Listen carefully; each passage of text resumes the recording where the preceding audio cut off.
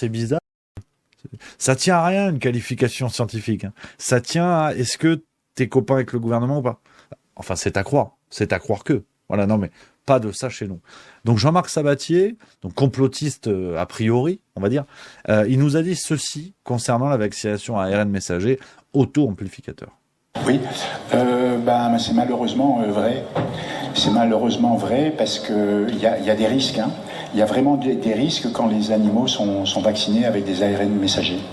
Je vous donne l'exemple du canard, hein, mais c'est pareil pour la vache. Hein. Ils font même maintenant des dérivés ARN messagers pour que la vache ne produise pas de méthane. Hein, vous voyez, donc on est en train de faire n'importe quoi parce que on est en train d'essayer de challenger des millénaires de sélection, etc., et en faisant vraiment n'importe quoi là. Donc c'est un développement à outrance de la technologie ARN messager. Alors je vais vous donner l'exemple, par exemple, du canard. Hein. Donc il y a la société Ceba qui produit donc un vaccin contre ARN messager contre le canard, hein, contre hémagglutinine H5. Alors, il y en a qui disent, de toute façon, l'utilisation de l'ARN messager ne sera pas problématique pour une raison bien simple, c'est qu'un ARN messager va être dégradé au chauffage. Hein, quand on va chauffer le canard d'une manière ou d'une autre, ça va être dégradé, l'ARN messager va être dégradé par la température. Alors en fait, c'est pas vrai. Ce qui est vrai, c'est que l'ARN messager est thermosensible. C'est vrai qu'il est sensible à la température. Mais il y a des données expérimentales qui sont publiées, hein, qui sont accessibles sur PubMed, qui montrent qu'il peut être très résistant. Il peut être très résistant pour plusieurs raisons. Déjà, plus il est court et plus il est résistant. Et plus il a de zones capables de s'apparier, c'est-à-dire que ça va dépendre de la structure de l'ARN, et plus il va être stable. Et il a été démontré qu'il y a certains ARN qui sont stables à 100 degrés pendant 10 minutes. Il y a un article qui montre que l'ARN peut être stable à 65 degrés, à 80 degrés pendant 65 heures. Donc vous voyez, il peut être très stable. En plus, ce qui se passe, c'est que cet ARN messager, dans le cas justement de celui du canard, il est injecté avec de l'oxyde ferrique. Ce sont des nanoparticules d'oxyde ferrique et ils mettent du squalène aussi dedans. Et ça veut dire qu'en fait, l'ARN messager auto-amplifiant n'est pas nu. C'est-à-dire qu'il est au contact d'autres substances qui peuvent le protéger de la dégradation. Donc non seulement il peut ne pas être dégradé par la température, mais en plus il peut être protégé par la gangue de protection qu'il a, hein. Justement ces nanoparticules, ce squalène, etc., qui en plus est thermorésistant. Voilà, donc ce que nous dit Jean-Marc Sabatier n'est pas franchement de nature à nous rassurer. D'ailleurs, à côté de lui sur la vidéo, vous aurez peut-être reconnu Léo Dubois, qu'on salue, qui intervient dans le banquet depuis quelques mois maintenant. Donc Jean-Marc Sabatier, voilà, donc je vous dis, on va dire complotiste stagiaire, pour l'instant, qui n'a pas eu encore la chance d'être insulté publiquement par nos saints organes de fact-checking, nous explique ce que vous venez d'entendre. Où tu te dis, tiens, c'est bizarre, ça a pas l'air super. L'ARN messager, tu vois, c'est pas comme le pastis. Tu vois, le pastis, tu te dis, si j'en bois 14, ça peut mal finir. Mais t'en prends un, parce que tu peux quand même prendre du plaisir. Tu sais que le danger est proportionnel à la consommation. Alors que l'ARN messager, t'as l'impression qu'à partir de 1, t'es foutu. Avec ce qu'on te dit, t'as du squalène. Le squalène, normalement, le squalène, tu te dis, c'est Iron Man. Il fabrique des trucs avec du squalène pour se faire son cœur qui se met dans le fion, on sait pas où. Son cœur magique, là, qui lui donne plein d'énergie. Iron Man, c'est un peu le lapin du Racel, si tu veux. Bon, et ben il met du squalène, Iron Man. Il doit faire des trucs avec du squalène. Mais là, tu te dis, on met du squalène dans le canard. Donc, est-ce qu'on mange du canard ou est-ce qu'on grignote une cuisse d'Iron Man? C'est ça le problème. Non mais là il est sénile, hein, c'est pas possible. Et ça c'est Premier ministre. Vous vous rendez compte ce qui nous dirige, hein? Écoutez-le, franchement c'est lunaire, mais personne lui dit rien, je suppose, hein. Et comment il ose, hein?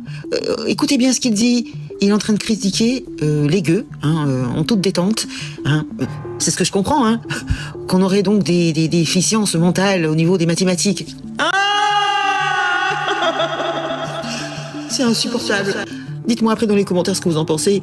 C'est de pire en pire, de pire en pire. On a mis des couleurs. On vit dans un pays qui a eu recours beaucoup à la dette. On aura l'occasion d'en parler la semaine prochaine. À l'emprunt. Mais cette dette-là, comme vous savez, de plusieurs milliers de milliards, 3300 milliards. Et je répète toujours parce que le calcul mental, pas dans cette salle, Madame la ministre d'État, pas dans cette salle, mais ailleurs dans la société, le calcul mental est assez largement abandonné. Et je répète toujours qu'un milliard, ça n'est que 2 syllabes, mais c'est 1000 millions d'euros.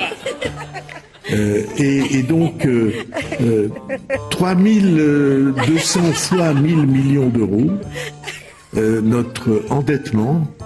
Et voilà, tout ça pour ça.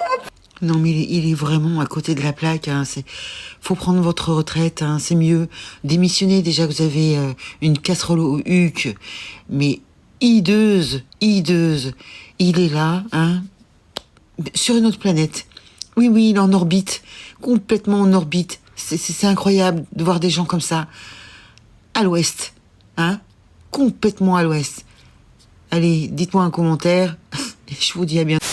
On va parler de dilapidation organisée et tenez-vous bien, tout cela se fait bien sûr avec votre argent. Commençons par les agences et les opérateurs publics. Tenez-vous bien, 103 agences, 434 opérateurs, 317 organismes consultatifs, 854 au total. Combien ça coûte? Entre 80 et 107 milliards d'euros par an pour faire tourner finalement un mini-État dans l'État, peuplé de plus de 400 000 agents. C'est l'inutilité de certains de ces organismes qui crèvent les yeux. Prenons par exemple le Conseil économique, social et environnemental.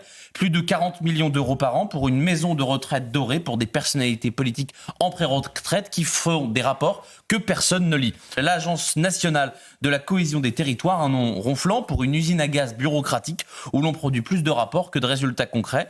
Idem pour l'ADEME, censé piloter la transition écologique. Résultat, des subventions qui arrosent à tout va via des projets plus douteux que durables. L'Observatoire de la qualité de l'alimentation, le Haut Conseil à l'égalité entre les femmes et les hommes, alors ça c'est très important, sauf qu'il y a déjà un ministère qui est consacré à cela. L'Observatoire national de l'activité physique et de la sédentarité, le Conseil supérieur de la prud'homie, le Conseil national des opérations funéraires, la Commission nationale des titres restaurants, celle des professions foraines et circassiennes, le Comité consultatif au Musée national Fernand Léger, la Commission nationale pour l'élimination des mines antipersonnelles, l'Observatoire des distorsions, la Commission permanente d'œnologie, le Conseil national du bruit. Voilà où va vos impôts et votre argent.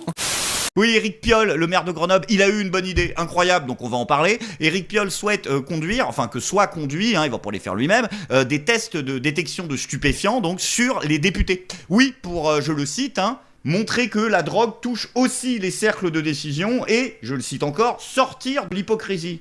Ah bah c'est une bonne idée ça, mais pourquoi s'arrêter à l'Assemblée? Moi je pense qu'on devrait faire des tests à l'Élysée, on aura peut-être 2-3 surprises. Ouais, ou pas. En tout cas, quand je vois l'état de la ville de Grenoble, j'ai hâte de voir les résultats d'Éric Piolle. Comment ça, ce sera pas possible? Lyon Mag, Éric Piolle refuse d'appliquer sa proposition de test anti-drogue à sa majorité à Grenoble. Mais cette blague, cette trou du cul. Oui, je suis vulgaire, trou du cul. Putain, mais ces gens sont incroyables. Oui, l'histoire que j'ai choisi de vous raconter ce soir, Christine, n'est pas le scénario d'un film, mais la réalité dure et crue d'une barbarie qu'on ne pensait pas imaginable en France. Dans l'ombre d'une boucherie halal de Brest, un complot d'une horreur indicible a vu le jour entre 2019 et 2020. 6 individus, âgés de 16 à 39 ans, se retrouvaient ce soir-là dans ce commerce de la rue Jean Jaurès pour planifier des massacres inspirés directement de l'idéologie de l'État islamique. Au centre de cette cellule, Mohamed Darwish, c'est un Syrien de 39 ans, arrivé en France comme réfugié en 2015, mais soupçonné d'avoir été combattant pour l'État islamique à cette époque, sous le nom d'Abou Omar al-Falstini, aux origines palestiniennes. À ses côtés, on trouve également Waïd Bouraya, qui est le boucher propriétaire, déjà condamné pour apologie du terrorisme en 2018, orchestrant le lieu comme un véritable QG du djihad. Alors leur projet le plus glaçant, c'est anéantir un village entier en une seule nuit. Les écoutes de la DGSI, installées en novembre 2019, Christine, ont capté des mots qui font froid dans le dos. Je vais vous les citer. On peut y aller pas trop loin. Par exemple, on peut aller voir les campagnes. On passe à 4 ou 5 armés, tu tues tout le village en une seule nuit. C'est facile. Lancé Mohamed Darwish le 9 décembre 2019. Ce n'était pas une simple discussion de comptoir. Il parlait d'armes à acquérir, d'autres cibles, comme la base navale de Brest, une synagogue, des matchs de football ou encore les festivités du Nouvel An chinois. Il s'entraînait au paintball pour simuler les tirs et rêvait même d'infiltrer l'armée française pour, je cite, tous les flinguer. Tous nos hommes politiques, ou la plupart, ont participé au programme Young Leaders of the World, donc qui est parrainé par la CIA. C'est le cas de François Hollande, c'est le cas de Nicolas Sarkozy, c'est le cas de la plupart de nos ministres, et c'est le cas, je crois, de notre dirigeant actuel. Ça me fait sourire quand on parle d'ingérence russe, parce que ça arrange nos élites politiques, surtout ça évite le dialogue, ça évite la vraie discussion, et ça évite de dire la vérité aux Français. Prenez quelqu'un au SMIC, qui fait toute sa carrière au SMIC. Et vous prenez les cotisations patronales et salariales, donc à peu près 500 €, plus l'aide de l'État. Mais c'est la même chose. Donc quelqu'un au SMIC qui paye toute sa vie ses cotisations à la répartition, arrive à la fin de carrière et il a 953 € par mois. Vous prenez la même personne au SMIC et il prend la même somme et il la met en retraite par capitalisation. Et comme il n'y connaît rien du tout, mais rien du tout, il met son argent soit sur l'or, soit sur un ETF monde. L'or à partir des chiffres que m'a donné Nicolas. Soit sur l'or, soit sur un ETF monde. Eh bien, arrivé à la retraite, il a une retraite de 1 700 € par mois, donc 86% de plus. Et en plus, et ça, c'est le chiffre qui m'a sidéré, il est millionnaire. C'est-à-dire qu'il a mis en capitalisation un peu plus d'1 million d'euros, million qu'il repassera à ses enfants au moment de son décès. Et lui, pourra toucher 1 700 € de retraite tout au long de sa vie. J'ai ces chiffres entre la retraite moyenne d'une femme et entre la différence entre capitalisation et répartition pour un smicard m'ont paru mais complètement dingue. En fait, on se fait voler. Mais vrai, ça devient du vol, la retraite par répartition, mais de manière incroyable. Ouais. Ça a toujours été un vol à partir du moment où tu mets en place un système pyramidal qui soit viable parce qu'il y a plus d'actifs que de retraités ou non viable parce que la pyramide se retourne, ça reste du vol et une arnaque. Simplement qu'elle ne se voit pas au début. Comme tout système pyramidal et arnaque. Je veux dire, au début, on n'a pas la sensation que c'est une arnaque. Mais au bout d'un moment, ça se retourne et on se dit « Ah, oui, c'était une arnaque ».